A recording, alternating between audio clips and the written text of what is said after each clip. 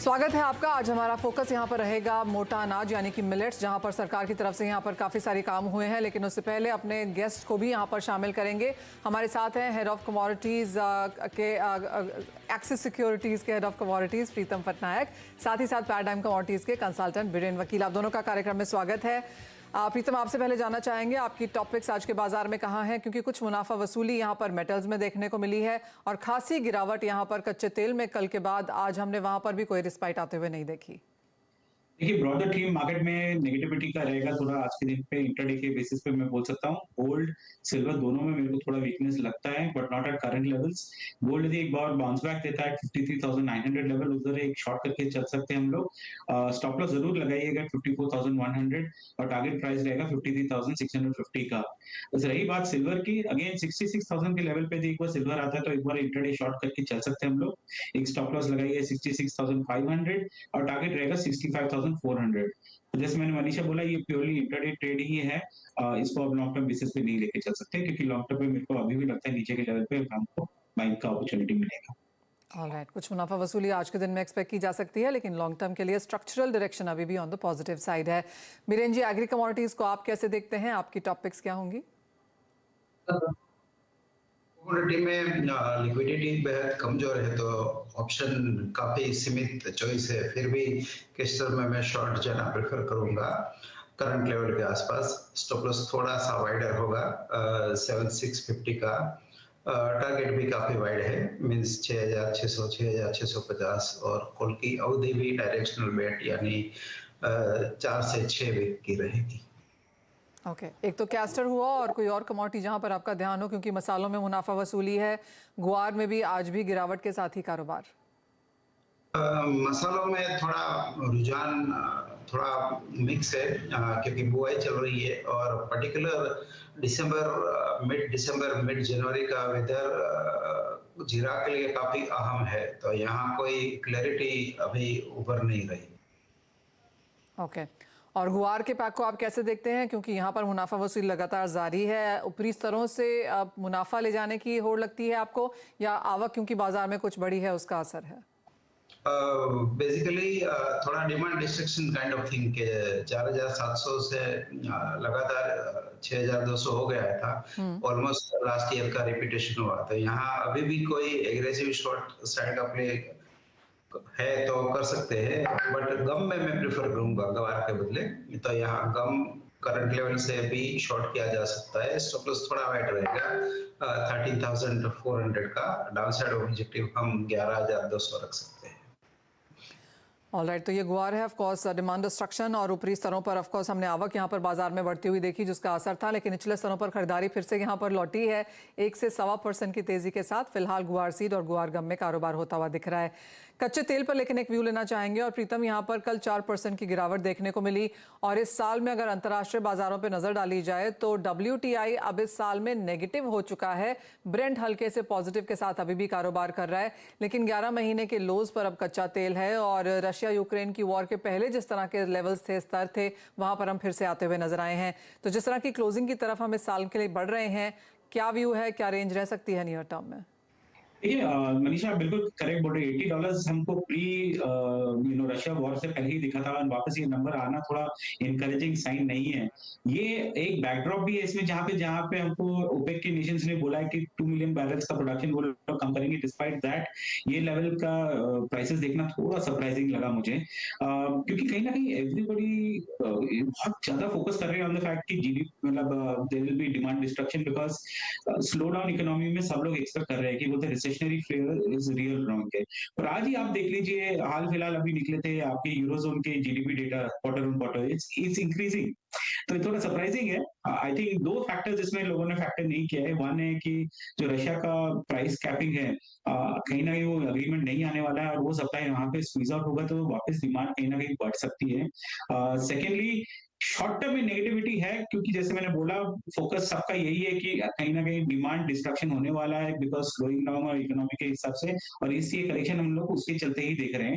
But मेरे हिसाब से $70 एक बहुत ही क्रूशियल लेवल रहेगा। आई नो यहाँ से $3-4 बाकी है, बट वो यदि ब्रीच करता है तो yes it will go to definitely sell territory, but मुझे लगता है कि नीचे के लेवल से एक बार बाइंग अपॉर्चुनिटी मिल सकती है अपने को on the long term basis. रही बात इंट्राडे बेसिस पे, एक बार 6150 के लेवल पे आता है वहां तो इंट्राडे सेल ही बनता है मेरे हिसाब से।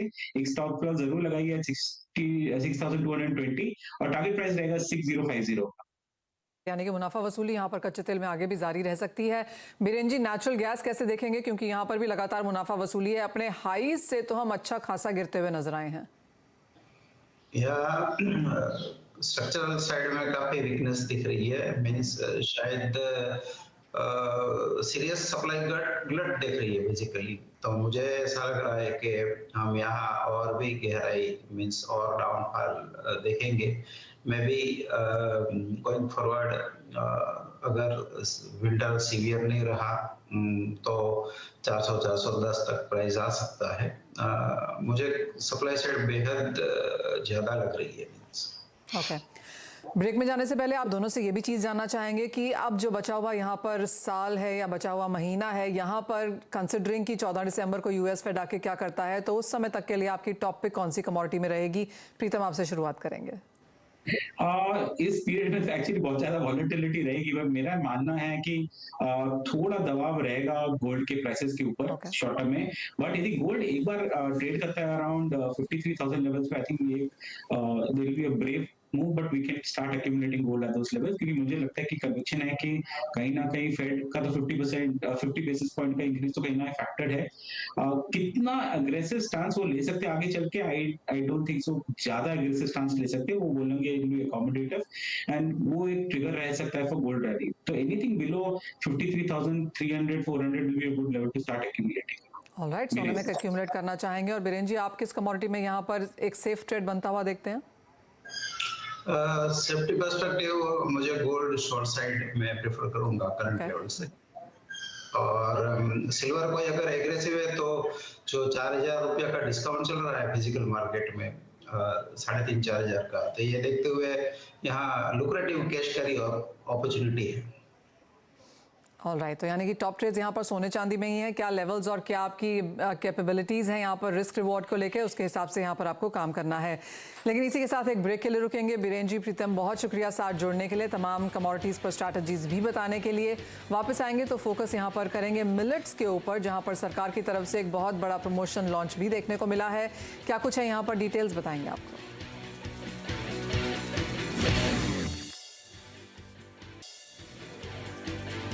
आपका स्वागत है। और साल 2023 को अंतर्राष्ट्रीय पोषक वर्ष के रूप में मनाया जाएगा। ऐसा इसलिए क्योंकि यूएन ने भारत के प्रस्ताव को मंजूर कर लिया है। दरअसल सरकार देश में मोटे अनाज की खेती और खपत को बढ़ावा देना चाहती है, जिससे कम लागत में लोगों को पौष्टिक आहार मिल सके। क्या है पूरी योजना, इससे कितना फायदा होगा और मोटे अनाज की खेती में भारत को दुनिया का सबसे बड़ा देश बनने में कितना समय लगेगा, इस सब पर बात करने के लिए हमारे साथ हैं इंडिया मिलेट मिशन की फाउंडर शर्मिला ओसवाल और India pulses and grains association के चेयरमैन बिमल कोठारी। आप दोनों का कार्यक्रम में स्वागत है। बिमल जी, मुझे याद है हमने पहले बात भी की थी, तो यही हो रही थी कि मिलेट ईयर इस साल को यहाँ पर घोषित किया जा सकता है। काफी सारे प्लान्स हैं, प्रधानमंत्री से लेके कॉमर्स मिनिस्टर तक ने यहाँ पर इसके बारे में बात करी है। अब क्योंकि हमने इसे एक लॉन्च होता हुआ देखा है, सबने इसके बारे में बातचीत भी करी है, क्या नंबर्स हैं जिनके साथ हम फिलहाल काम कर रहे हैं? धन्यवाद मनीषा जी। जो इंटरनेशनल ईयर ऑफ मिलेट्स है ऑलरेडी यूनाइटेड नेशंस ने डिक्लेयर कर दिया है। कल इस पे फाओ ने एक रोम में प्रोग्राम भी किया है, जिसमें उन्होंने इनॉग्रेट किया है इंटरनेशनल ईयर ऑफ मिलेट्स को। इंटरनेशनल ईयर ऑफ मिलेट्स की जो पहल है वो भारत सरकार ने की थी और इसको यूनाइटेड नेशन ने इसके प्रस्ताव को मंजूर किया है। जिस तरह एक पर्टिकुलर डे को मनाया जाता है, उसी तरह एक डे भी डिक्लेयर किया जाएगा कि वो मिलेट डे होगा हर साल में, उसको महत्वपूर्ण किया जाएगा। तो इंटरनेट हमारे यहाँ मिलेट्स का जो उत्पादन है वर्षों से हो रहा है, लेकिन इसके बारे में बहुत ज्यादा इसको बढ़ावा नहीं मिला इस क्रॉप्स को। इसकी जो हेल्थ बेनिफिट्स है, इसके जो न्यूट्रिशनल बेनिफिट्स है, उसके प्रति लोगों को इतनी इसकी अवेयरनेस नहीं थी। हमारे यहाँ लास्ट जो 4th एडवांस एस्टिमेट है उसकी उस हिसाब से हमारे 16 मिलियन टन मिलेट्स का उत्पादन हुआ है इस साल। इंडिया दुनिया में सबसे ज्यादा लार्जेस्ट प्लेयर है, लार्जेस्ट प्रोड्यूसर है मिलेट्स का, लेकिन हमारे यहाँ से बहुत ही कम मात्रा में इसके एक्सपोर्ट हो रहा है। लगभग पूरा सालाना 200 से 300 करोड़ रुपए का सिर्फ एक्सपोर्ट हो रहा है, जबकि हमारे यहाँ इतना बड़ा उत्पादन हो रहा है। और मैं ये बताना चाहता हूँ कि मिलेट्स के इतने न्यूट्रिशनल बेनिफिट्स हैं कि इससे बहुत सारे वैल्यू एडेड प्रोडक्ट बनाए जा सकते हैं। मिलेट्स के बहुत सारे प्रोडक्ट्स मार्केट में हैं ऑलरेडी। मिलेट से मिल्क बनाया जा सकता है, मिलेट से बहुत सारी चीजें बन सकती है। तो इसका ये जो अगले साल जो इंटरनेशनल ईयर ऑफ मिलेट्स को भारत में मनाया जा रहा है, दुनिया में मनाया जा रहा है, और खासकर भारत में इस पे बहुत सारे प्रोग्राम हो रहे हैं। गवर्नमेंट ऑफ इंडिया ने इस इनिशिएटिव को बहुत बड़े रूप में इसको लिया है। तो मैं समझता हूँ इससे काफी सारी अवेयरनेस क्रिएट होगी और उससे ये इसमें कॉमर्शियल बेनिफिट्स भी होंगे लोगों को। इसके एक नया सेक्टर, इमर्जिंग सेक्टर, जो हालांकि ये कोई नई क्रॉप नहीं है, पुरानी क्रॉप है। काफी सालों से हम बरसों युगों से इस क्रॉप को हम बाजरा है, रागी है, ज्वार है, सब जानते हैं इनके बारे में, लेकिन इनके हेल्थ बेनिफिट्स के बारे में इसकी अवेयरनेस नहीं है। तो मैं समझता हूँ ये जो सेलिब्रेशन, ये जो अगले साल जो इसको इंटरनेशनल ईयर ऑफ मिलेट्स को मनाया जाएगा, इससे काफी अवेयरनेस क्रिएट होगी।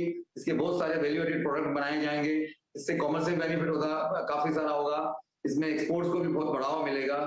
तो मैं समझता हूँ ये बहुत अच्छी पहल है भारत सरकार की। और India pulses and grain association, हमने भी सरकार से बात की है, हम भी इसमें कई सारे प्रोग्राम सरकार के साथ मिलकर करना चाहते हैं। अगले साल पूरे साल इस पे प्रोग्राम जनवरी से लेकर दिसंबर तक हर महीने कुछ न कुछ प्रोग्राम हिंदुस्तान में कहीं ना कहीं कुछ न कुछ होते रहेंगे। वेबिनार्स होंगे, सेमिनार्स होंगे, कुछ रोड शोज होंगे। तो इसको काफी बढ़ावा मिल रहा है, बहुत अच्छी बात है। ये बहुत अच्छा एक सेक्टर जो है, इसको बहुत बढ़ावा मिलने वाला है। ये बहुत अच्छी सोच है और मैं सोचता हूँ इससे हमारे व्यापारी वर्ग को इसमें बहुत बड़ा एक अपॉर्चुनिटी मिलेगा, बहुत बड़ा अवसर मिलेगा कि सेक्टर को देखने के लिए इसमें बहुत बड़ी एक्सपोर्ट की अपॉर्चुनिटी है और बहुत इसमें वैल्यू एडेड प्रोडक्ट बनाने की बहुत बड़ी अपॉर्चुनिटी है। तो मैं समझता हूँ इससे काफी एग्रीकल्चर सेक्टर को बहुत बढ़ावा मिलेगा, हमारे फार्मर्स को भी इसमें बहुत फायदा होने वाला है। एब्सोल्युटली। और कॉस्ट इफेक्टिवनेस यहाँ पर देखें तो वो भी अच्छा है, और जैसे बात की गई कि यहाँ पर लागत भी बेहतर बैठती है, और जहाँ तक सरकार की तरफ से सपोर्ट की बात की जा रही है वो भी यहाँ पर मुहैया किया गया है। करीबन 500 नए स्टार्टअप्स भी हैं जो यहाँ पर मिलेट में काम करते हैं। हमारे साथ इंडिया मिलेट मिशन की फाउंडर शर्मिला ओसवाल भी जुड़ी हैं। शर्मिला नमस्कार। मिलेट्स क्लियरली यहाँ पर एक बहुत बड़ी अनाउंसमेंट हमने आते हुए देखी है, इंटरनेशनल ईयर ऑफ मिलेट्स है ये। क्या कुछ काम आप यहाँ पर करती हैं और कितना यहाँ पर आपने देखा है सरकार की तरफ से बढ़ावा आता हुआ? In fact ministry of agriculture, commerce ministry, APEDA की तरफ से बहुत तगड़ा हमें सपोर्ट मिल रहा है, हैंड होल्डिंग मिल रही है, इंक्यूबेशन मिल रहा है। तो हमारा जो स्टार्टअप है गुड मॉम और जो वन ऑर्गेनिक है, तो हम लोग जैसे अभी अगर आज की जनरेशन को कहा जाए कि जवार की रोटी खाओ, बाजरे की रोटी खाओ, तो वो नहीं खाएंगे। तो हमने इसमें इनोवेशन और टेक्नोलॉजी लाके कि जवार के नूडल्स, बाजरे के नूडल्स, अब इसमें 5 प्रकार के जो पॉजिटिव मिलेट्स है, जिससे इनफैक्ट आपकी डायबिटीज है या इवन डिसीजेस रिवर्सल हो सकता है। तो इन सारे जैसे सामा, कुटकी, कंगनी, वरई, भागर जिसको महाराष्ट्र में कहते हैं, तो ये सारे पॉजिटिव मिलेट से हमने काफी इनोवेटिव प्रोडक्ट्स बनाए हैं। मिलेट नूडल्स, पास्ता, मिलेट का चिक्की है जिसमें पूरा न्यूट्रिशन आ जाता है, लोह है उसमें, जिंक है, अमाइनो एसिड्स है, पोटेशियम है, मैग्नीशियम है। तो ये सारी चीजें ध्यान में रखे तो इनफैक्ट इंडिया का जो सबसे बड़े इश्यूज है, माल न्यूट्रिशन है, विमेन और चिल्ड्रन के अंदर जो एनीमिया के इश्यूज है, तो ये इनफैक्ट सबसे अफोर्डेबल इकोनॉमिकल चिक्की के रूप में अगर दी जाती है या खाई जाती है तो उनका न्यूट्रिशन का जो पर डे का एक लिमिट है वो भी पूरा हो जाता है। तो as a startups there are all many startups like us who are making, manufacturing, processing, producing these kind of products. Even अभी जैसे थिएटर में आप अगर पॉपकॉर्न खाते हैं तो 300 रुपए, 500 रुपए देते, तो क्यों ना जवार का पॉपकॉर्न खाया जाए जो कि आपके लिए बहुत हेल्थ के लिए अच्छा है।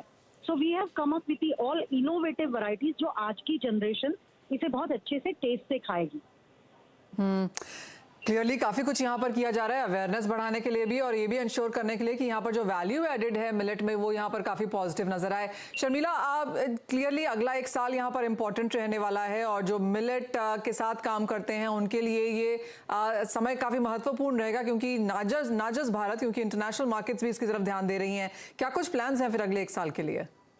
इनफैक्ट मैं आपको बताना चाहूंगी कि जैसे इंटरनेशनल मार्केट्स में in fact India is leading in a very positive way, dynamic vision. In fact India का जो प्रस्ताव यूएन ने मान्य किया है और जिसकी वजह से ये पूरे देश में इनफैक्ट इंडिया इसका सबसे बड़ा अग्रगण्य देश बना है जो पूरे वर्ल्ड को मिलेट्स की वैल्यू, मिलेट्स की इंपॉर्टेंस और बेनिफिट्स बता रहा है।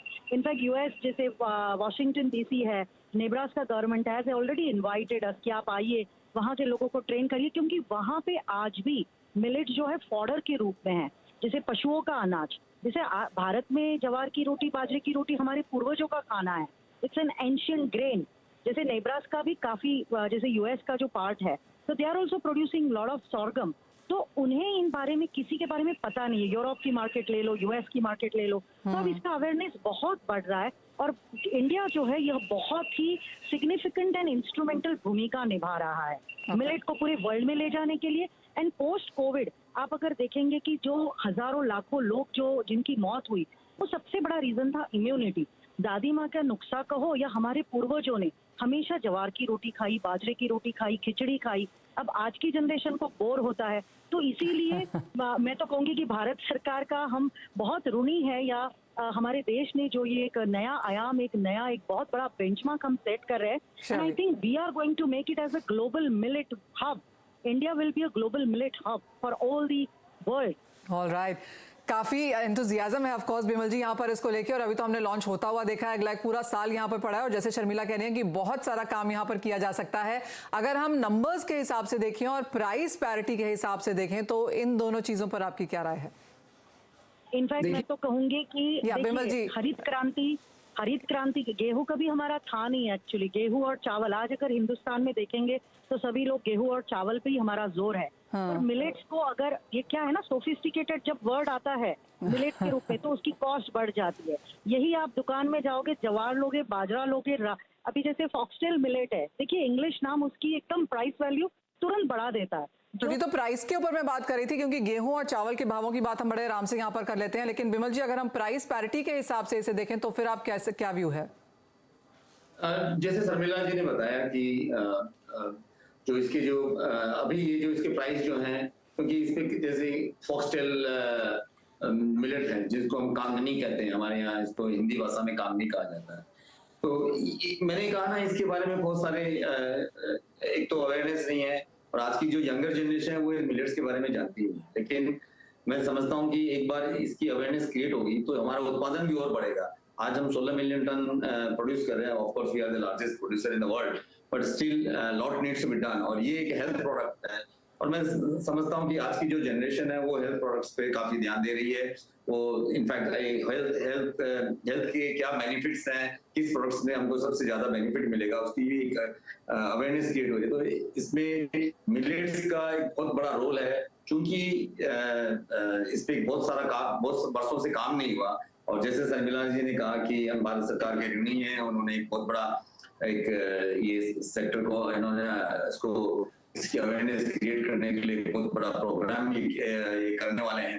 तो इसका मैं समझता हूँ कि जैसे जैसे प्रोडक्शन बढ़ेगा, इसकी जो प्राइस भी है वो बहुत कम्पिटिटिव हो जाएगी विद अदर सीरियल्स, और इसके जो हेल्थ बेनिफिट्स है उसके लिए मेरे ख्याल से सरकार के भी बहुत सारे ऐसे कार्यक्रम होंगे जहाँ पे वो, चूंकि हमारे देश में मेल न्यूट्रिशन, अंडर न्यूट्रिशन एक बहुत मेजर इशू है, तो सरकार भी जो हमारे पब्लिक डिस्ट्रीब्यूशन सिस्टम में है, आज हम गेहूं और चावल दे रहे हैं, हो सकता है उसमें हम देखेंगे पब्लिक डिस्ट्रीब्यूशन सिस्टम में मिलेट्स का भी एक योगदान होगा, जिससे हमारे जो मासेज हैं, हमारे जो कॉमन मैन हैं, जिनको न्यूट्रिशन की कमी है, जिनको न्यूट्रिशन फूड नहीं मिल रहा है, वो उनको जाएगा। तो इस तरह हमारी डिमांड भी बढ़ेगी, लोगों को न्यूट्रिशन भी मिलेगा, और जो हमारे यहाँ जो ये मेल न्यूट्रिशन की जो इशू है, जो प्रोटीन डेफिशिएंसी की जो इशू है, जो अदर न्यूट्रिएंट्स की जो इशू है, जिसकी बहुत कमी है, उसको भी, उस इशू को भी इसके थ्रू एड्रेस किया जाएगा। तो ये बहुत बड़ा कदम है, ये बहुत बड़ा और बहुत ही सराहनीय कदम। ऑलराइट, क्लियरली एक बड़ा कदम यहाँ पर आता हुआ, और चाहे वो पब्लिक डिस्ट्रीब्यूशन स्कीम है या फिर वैल्यू एडेड प्रोडक्ट्स हैं, चाहे वो भारत में कंज्यूम करने की बात है या फिर हेल्थ बेनिफिट्स या फिर एक्सपोर्ट करने के लिए मार्केट की बात है,